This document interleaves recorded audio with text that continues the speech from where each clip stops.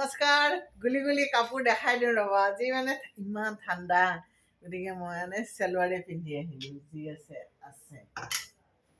ৰ'ব কাপোৰ আহিছে ধুনীয়া কাপোৰ দেখাই দিওঁ এইযোৰ যে ৰাণী কালাৰত কি মৰম লাগিছে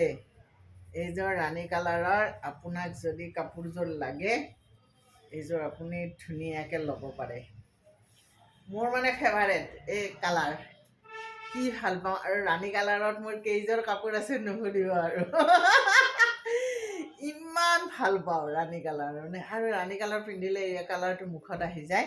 বহুত ধুনীয়া লাগে এইযোৰ আপুনি 4,500 টকাত ল'ব পাৰিব আৰু যদি আপোনাৰ চিলাই কৰি দিব লাগে 300 টকা এক্সট্ৰা যদি চিলাই কৰিব নালাগে ল'ব পাৰিব এই ব্লাউজ আৰু চাইড পাৰি এই কাপোৰযোৰ চব কোনে কোনে ভাল পায় ৰাণী কালাৰ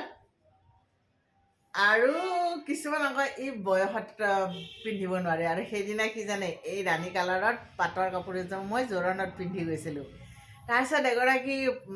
কইনাৰ বান্ধৱীয়ে তেওঁৰ বোলে এযোৰ এনেকুৱা ৰাণী কালাৰৰ কাপোৰ আছে কেতিয়াও নিপিন্ধে মানে ভাবে আৰু এতিয়া বয়সত মানে ভাল নালাগিব কিন্তু মই পিন্ধা কাৰণে পিছদিনা বিয়াত তেওঁ সেই কাপোৰযোৰ পিন্ধি আহিছে আৰু মোক বিয়াত লগ পাই কৈছে যে আপুনি প্ৰেৰণা আপুনি যে পিন্ধিলে কাপোৰযোৰ তেতিয়া ময়ো ভাবিলোঁ যে বাইদেউ যদি পিন্ধিব পাৰে ময়ো পিন্ধিব পাৰোঁ আৰু মানে গম পালোঁ যে আমি একেটা চনতে মেট্ৰিক পাছ কৰা 1984